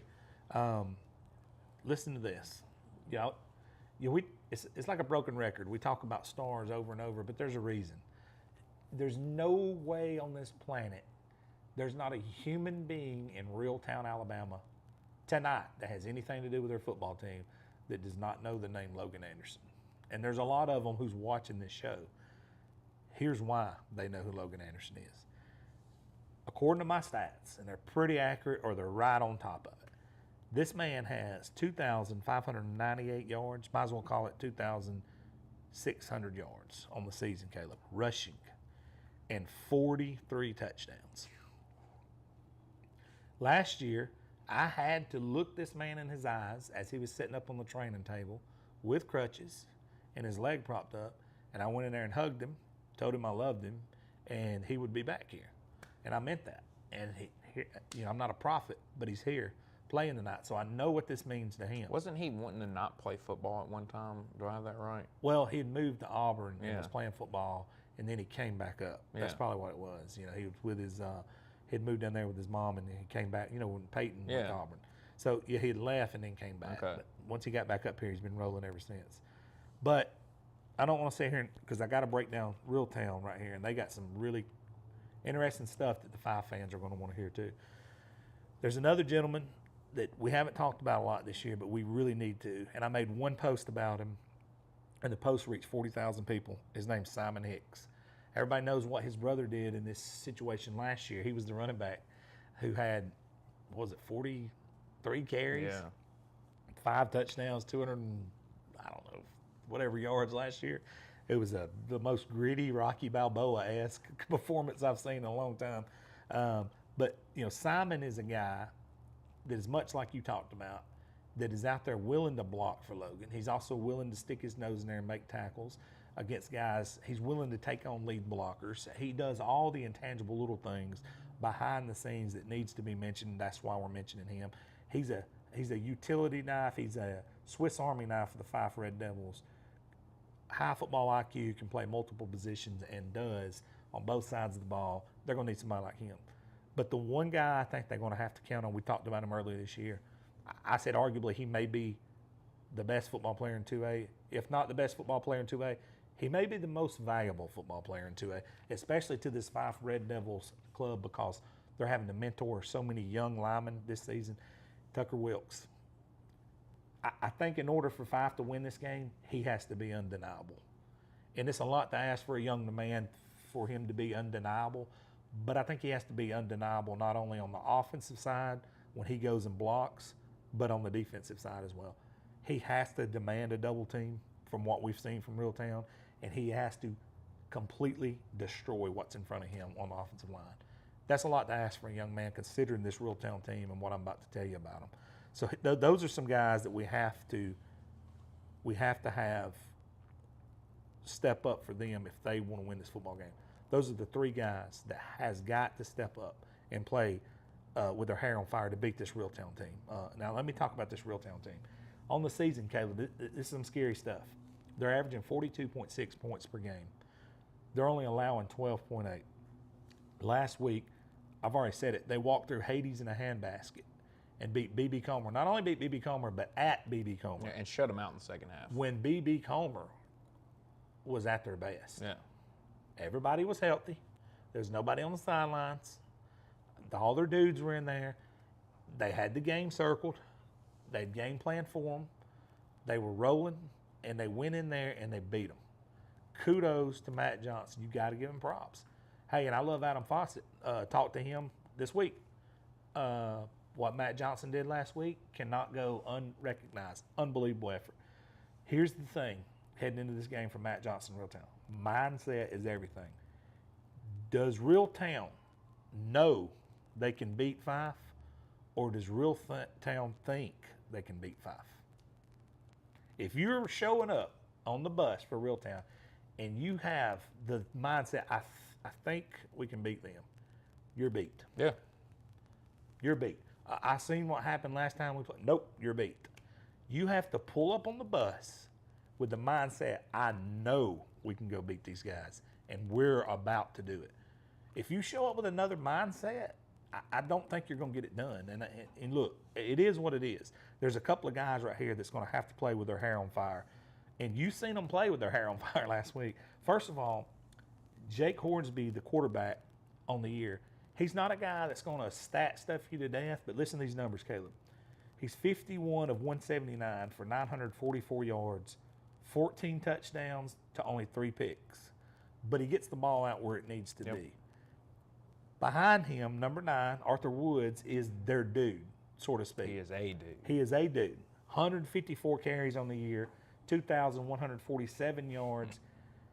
Caleb, the guy is averaging, I believe it's 12 or 13 yards a touch. Yeah. And 32 touchdowns. So he's a home run hitter. But the guy who won the game last week to me was number 12, Tay Martin. Yep. Tay Martin on the season. Here's why here's why he won the game for him. And this, if you're and look, Woods is number 9, quarterback's number 14, Hornsby. This kid's number 12. Hey, not only that on Hornsby also is their third leading tackler on defense playing linebacker. That's incredible. Yeah. So yeah, he is a two-way player that plays his tail All off. them guys are. Yes. But here's why the guy that I think you got to circle, you already know what Woods is going to do. Okay. I thought Comer did a good job of slowing him down. Agreed. He got 100, but he earned 100. And I think Fife has to do the same. Here's what scares me about Tay Martin. If there's a chink in the Fife armor on paper, according, so to speak, it's out on the edges. This dude is a nightmare matchup. He's got the speed and the size and agility and the soft hands to go out and run clean routes and catch the ball against a pretty good athlete, but he also can bust it up inside and carry it, between the tackles. He's number 12. His name's Tay Martin. On the season, he's got 51 carries, 605 yards, and 10 touchdowns. He's also got 29 receptions. Listen to this. 664 yards on the season, 8 touchdowns. Caleb, he's averaging 23 yards a reception. And we seen what scored first against Comer on a 3rd and long right in front of our eyes last week when I was standing down on the sideline on that out route, which he bobbled, caught right down the sideline. Was it 3rd or 4th and long? It was 3rd down. He caught it one-handed and then made a move and he's gone. That's and then were y'all there for the jet sweep that he took for a touchdown? Yes, right after it. Yeah. And it was like a possession after. He outran Richard Weed for B.B. Comer. He outran Kamor Harris for B.B. Comer, and he outran Devin Harvey. They're Down 3 best players all the way down the sideline. The first touchdown was on this sideline. The next one was on the Because when he did that, I around. remember me and my partner looked at each other and went, whoa. And, bro, I was sitting there going, hey, hang on. Yeah. But if you're a Fife fan, you're going to want to circle 14, double circle 9, double circle 12. And you can triple circle them too. Yeah. Those two guys are going to be dudes. And they've got some other guys. I mean, they have, number 6. I can't remember his name at wide receiver, but he's got, He's long and, he's big. And he's only got 8 catches, but they've all come at big times. He's got 8 catches and 4 touchdowns. So that tells you a lot about him. He got their first down. Yeah, the night. And they're very good up front. They're big up front. And they're physical. And this team, I think, has a better opportunity to match up physically. and I think that their speed can cause a problem. Yeah, what's going on, Alyssa Mann? And it's our buddy, Carlos's mom. I do think that the athleticism from Reeltown can cause some problems this time around as long as they match the physicality of Fife. But that's going to be the biggest key. If they don't match that, what play did we see B.B. Comer have some of the most success with was Devin Harvey right up the middle. Yep. Just taking the snap, running right up the middle. That's the key to the they game. scored touchdowns off of it, 2-point conversions off of it. Reeltown has to make an adjustment this week because if they don't, we know Fife will line up and do exactly that. They'll go right up the middle at you, and if you don't show that you can stop that, it'll be a long, long night. That's for why you. I said that's where it gets ugly and it gets tricky when you're playing Fife. And that's when I said Wilkes has to be undeniable on both sides of it. I hate to put that on his shoulders, but I think if there's a kid that That's true. look, and I hate to say that, and before the game, we're just average Joes. That's our name. We're average Joes for a reason. We're sitting here, they're playing. But I think you're going to need a Herculean effort from him on both sides of the ball to open up some of those lanes. And look, you said it. I watched Devin last week run. We watched Kamori Harris bust them up inside. I sit here going, golly, this is what Fife does, and they're having success. Now, B.B. Comer's tough now. But then I also seen what Reeltown was doing on the edge. I was like, whoa, this is a matchup. It's going to be a contrast in styles where it's not like you've got, Montgomery Catholic and Fife was different because Catholic spreads you out and does all this stuff, and Fife was in a box. Reeltown does want to get you in a box, but they'll get you in a box to spread you out. Yep. You know what I mean? They'll get you in a box to run the sweep and then get to the edge because you're so bunched up. Or they'll get you in a box to throw the ball, and now you can create space and create lanes to throw the ball. So it's going to be very, very interesting to see this matchup. It's going to be a lot of fun. And then, Bo, man, to follow this one up, this is the one we've been looking forward to all year. I get some butterflies thinking about it. Clay Chalkville, Saraland. This is what we've wanted all season long. This is anybody in the state, and it's no disrespect.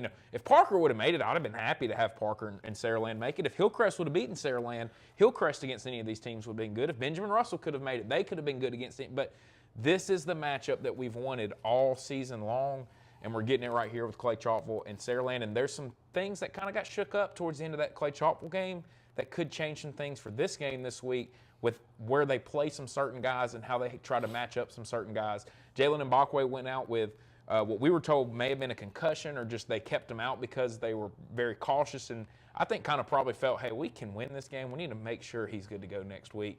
But they found a guy in Fry, their backup quarterback who came in, scored 17 points in the second half, led the offense. Do you think there's a chance this week that they keep Fry at quarterback and tell Jalen Mbakwe, hey, you're going to college to play DB. Here's your week to match up with Ryan Williams and go show everybody that you're one of the most elite DBs in the country? And the next question to that is, do you get a situation where you have to have Jalen Mbakwe play quarterback for you, or can Fry play quarterback for you? And what I mean by that, does Fry, if they want to give Fry a go, and we say, hey, I think he's earned this, let's let him go, give him a shot, and then he goes out there and quote unquote craps the bed. So they're just wide-eyed or whatever it is. But I tell you one thing I can guarantee you it did.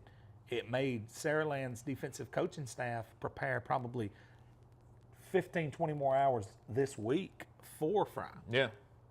Which takes away from their original game planning.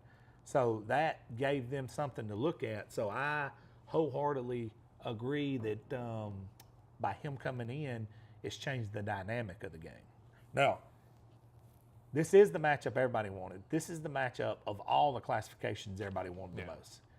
There's that or Phoenix City and Thompson. Both those are right there at the top. I think from a star-studded level, I think this is the one because of what happened last year with Clay, and the upset with Parker, and it was Clay's to lose. We all thought we were getting this a year ago. We had pretty much pinned it in on Everybody's both sides. penciled it in, yeah. So then, and in Saraland, we knew they were good, but we didn't know that they were that good. And then they had the scare right before the playoffs with who's eligible, who's not eligible, So it's kind of like what Gulf Shores is going through, but again, they let them play on through, and they're letting Saraland play on through. So my point to that is this: It's here. Time to talk about it. Saraland on the year, Caleb. They haven't had a close game since Except Lipscomb. Yeah, I mean, every other game's been double digits, which is insane. And they've played some hellacious competition. I'll put it to you that way. But during it all, they're in 6A South, which is a monster, and they're averaging 52 points a game. They've had 2 games where they possessed the ball 10 times and scored all 10 possessions. Stupid. 2 of them this year. It's stupid. Yeah, Foley and McGill. But they're only allowing 13.5, and people don't realize, like, and that includes the 30 they gave up in game 1. You take that away, yeah, they're right at about 10 points a game. And the Lipscomb game. Yeah, that's what I'm talking about. The Lipscomb game. Yeah, that was the first game. You're right. But you look at that, and then they're only giving up 13.5. You're sitting there going, ain't nobody can beat them. Yeah, they got the number 1 player in the state, top 5 in the nation, if I'm not mistaken. All right, you have a quarterback that's going to Texas, KJ Lacey. They're averaging these kind of points. Nobody can beat them. They got D linemen committed to Alabama. They got other guys that are committed to smaller, other group of 5 programs. Well, Corey said Ryan Williams and company. Yeah. Remember? But if you look across the field, same stuff. Same stuff. Yeah, I mean, you got same stuff, different day. The biggest player on the field is going to Oregon. be at Clay Chalk will go to Oregon next year. 6'8", 330 pounds. Yeah. Ridiculous. He's 360, ain't he? Yeah, I mean, I think he was listed at 330 earlier in the year. That dude's got to be 360. Yeah, he's huge. But then, you look at Clay Chalkville, they're averaging 40 points per game, only allowing 10 points per game, with a win on national television over Thompson, 7A, 4-time defending state champions. And that's those 10 points a game they're giving up includes the 33 they get up against. You take that away, they're in single digits. That's right. Same thing as we've seen over here. Yeah. So this is about as even as you're going to get in 6A. This one, to me, is going to come down to this. Can someone, and we've seen last year probably the smartest, best overall on-the-grass coach in high school football in the state of Alabama, Chris Yeager, couldn't figure out the rhyme or reason to stopping Ryan Williams. Ryan Williams single-handedly broke that game open last year. Yeah. Can someone figure out how to disrupt KJ Lacey to Ryan Williams combo, or Ryan Williams period combo? Because if he gets it on jet sweep, if he gets it on a hitch route, if they hand it to him, out of the backfield, the guy is phenomenal. He is the best player in the state for a reason. There's people all across the state thanking God that he's leaving early and going and playing college football. On the season, he's got, it don't even look like it's cartoon type numbers, Caleb. He's got a calm, cool, collective 1,088 yards, 18.1 yards per touch, 17 touchdowns. But he's been doing that in one half of football. And he don't touch it much. Yeah. Don't have to touch it much. Don't have to. But even, I looked at his rushing stats. I didn't write them down, but he's averaging over 10 yards a rush, and he's got multiple touchdowns there. But KJ Lacey's the key. He's got to be the guy that gets him the ball. On the season, KJ Lacey, Texas commit, has completed 191 passes out of 276, 3,057 yards, 40 touchdowns in the air to only 8 picks. You put that with the number 1 receiver / player in the state of Alabama who's going to Alabama, and there's no mystery of why they're so explosive offense. Everything hinges off that. Then we'll figure the rest out. But Clay Chalkville has the best, I'm telling you, they'll have the best, fastest defense that they faced all year. And it was happening when Matt Glover's there. It's continued. Drew Gilmer has this one circled. Last year was his. He had the hiccup. Year before, he went all the way, won it all. This year, he's back, and nobody up until recently has even been talking about them. They have the best athlete in the state of Alabama. Everybody kept looking for ways that they were going to get beat every week. They thought recently. Parker, they kept Mountain Brook at one time, Parker. Muscle Shoals. That's right. And then now, okay, well, they're here now. All right, so now we got to have a one-game playoff. How healthy is Mbakwe? I mean, that's the question. We don't know. It's none of our business. We don't do the medical stuff.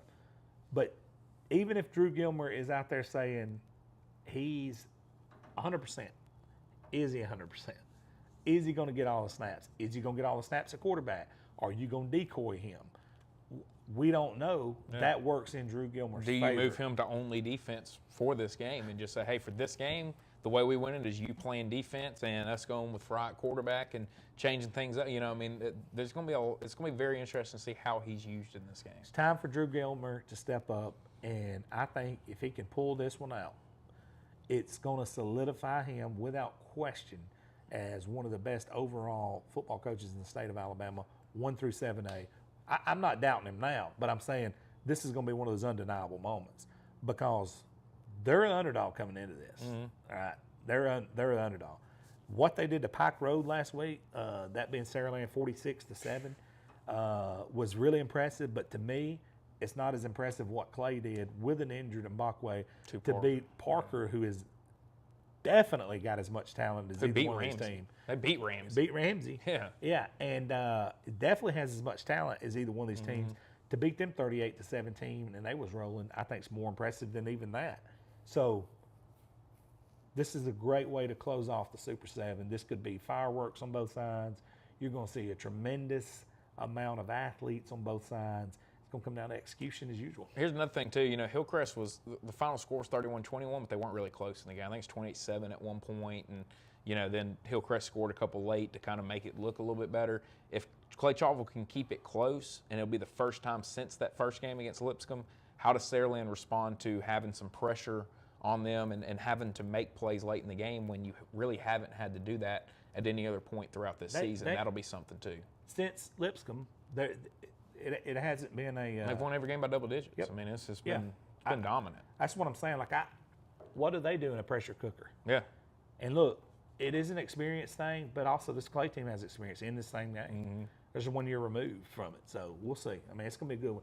Super excited for the Super 7, man. Super 7 is going to be a lot of fun. I think Clay Chalkville's got to run the ball, though. Yeah, I do too. First and foremost. Yeah. Well, that's the best way to keep them from scoring a ton, keep Ryan Williams off the field, run the football, control the clock. Yeah, so they're going to have to run the ball and run it steady. It'll be very interesting. Again, your lineup, you'll have the 1 through 5A girls flag football game. That'll be 1 o'clock on Wednesday there at Bryant-Denny.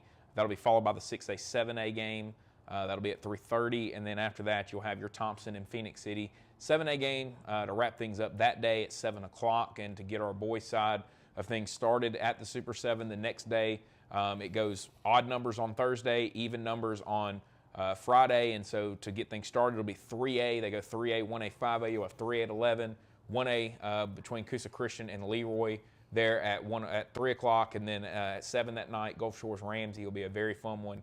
And then after that, the next day on Friday to wrap things up, you'll have at 11 o'clock Montgomery Catholic and Cherokee County, which will be a really fun one.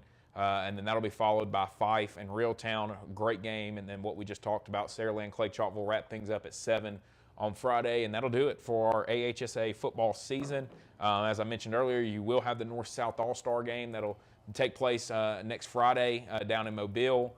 And that will be on the AHSAA TV network if you're interested in watching it and, got any friends or, players you played against during the year, whatever it is that you want to watch, you can find that. And then that next day will be a fun one, Bo, Alabama-Mississippi All-Star game. Alabama's been kicking Mississippi's butt here lately, and so we hope to keep that up, continue shutting them out. I think they've scored maybe one offensive touchdown in the last 3 years against Alabama, so hopefully Alabama can continue that and keep whooping up on Mississippi there in the Alabama-Mississippi All-Star game, and that'll be it for the 2023 football season. And hard to believe. We'll be looking ahead to next year. We'll be getting into basketball, which will be a ton of fun. But again, we talked a little bit about it at the beginning. We want to thank all of our sponsors here that allowed us to do this throughout the whole entire year. We really appreciate Wes Long, Jordana Long, and their sponsorship with us, Little Pink Houses Construction, the Henry House, Rohogo Vacation Rentals, River Rocks Landing. Here we're right here at the Windsor House, and this is a property they own, and would love for you to come rent out for a week. And I'm telling you guys, just check this place out. It is, when we pulled up here the first time, we looked around, we said, hey, we got to find a weekend where we can all come up here and do something, whether it's for Average Joes or our families, whatever it is. And so it's a great place. Make sure to check it out. You got a pool, hot tub. We can literally see I don't know if you can see it as well on the screen, but a ton of lights. You're overlooking the whole city of Guntersville right here in Lake Guntersville behind us. We're in a Florida room. Yeah, it's an incredible place here, and so wouldn't have been able to do this without them and their support for us, and then Brad Watkins Heating and Cooling, giving you your games of the week each and every week, and then being a sponsor with us right here throughout the playoffs as well. We really appreciate you, Brad. Good luck to you and your son going and having the opportunity to play at Bryant-Denny. I know that excites you a ton, and very, very excited to see how things go for you guys. And Bo, it's been a fun year. We'll have our Saturday show to wrap up all these games, talk about all these games with Corey on Saturday, and that'll wrap up our season. But it's been a fun one. And look, we talk about it all the time, Bo. We here at Average Joe's, we're going nowhere. We got basketball coverage coming. We'll have spring sports there in the spring with baseball and soccer and all softball, wrestling, yeah. I mean, it doesn't stop for us. It stops for some others. When football ends, it don't stop for us here with Average Joe's. We keep it going. And we try to cover everything, give everybody attention. And we wouldn't be able to do that without all you guys that watch us, that pay attention to our stuff on Facebook, YouTube, all of that. And so we appreciate you guys and appreciate your support and appreciate you guys helping us grow the way that we have here at Average Joe's since this thing got started back in 2018. And we've worked it all the way through COVID and have figured this out, Bo. And, I think that the future's very bright for us here at Average Joe's and really looking forward to seeing how we continue to grow here over the next little bit.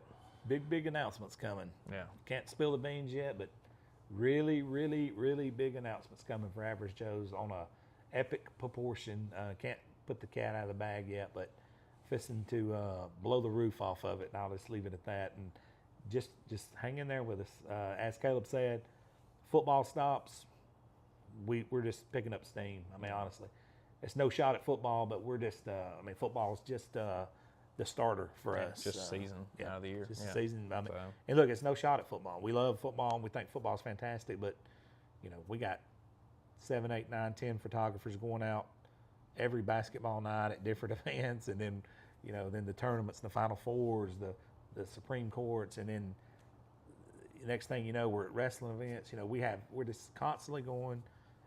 It's been a blessing, and we couldn't have done it without you guys. So we're just now starting to dip our toe in the waters of basketball, and that's going to get real heavy over the next couple of weeks. But first and foremost, we show the respect to football as it deserves, and you and I and Corey and Deidre and others is going to be down there for the Super 7 for us, so looking forward to it.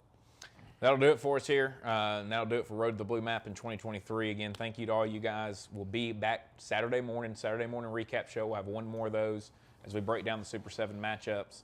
So make sure to check us out 9 a.m. Saturday morning. And looking forward to a fun week of the Super 7. Again, you can find, it'll be on Alabama Public Television this week. It'll be on WOTM. It'll be on My 68. It'll be on Channel 19 for those of y'all down in Mobile. And then if you can't find it, if you don't have an FHS network, don't want to purchase it just for this week, which I would actually suggest doing and having, especially during football, but you can watch basketball games, baseball, whatever. I mean, they don't sponsor with us, but I would suggest having it. It's a great thing to have. But if you don't have that, you can check out the AHSAA radio network as well. You can go to the AHSAA site. They'll have a link up. You click it. It'll take you to Mixler, and all you have to do is hit play, and you can listen to the AHSAA radio network broadcast. So if you're looking to get the games this week, you can find it, whether you're listening, watching, whatever it is. There's a way to find it, and it's crazy how the coverage of this event has grown so much, especially really over the last 10 years with TV and all that stuff. So fixing to get a little bit bigger. Yeah, fixing to get a little bit bigger. So again, appreciate all you guys. We enjoyed it, and that'll do it for us here with the Road to the Blue Map 2023 with Average Joe Sports Talk.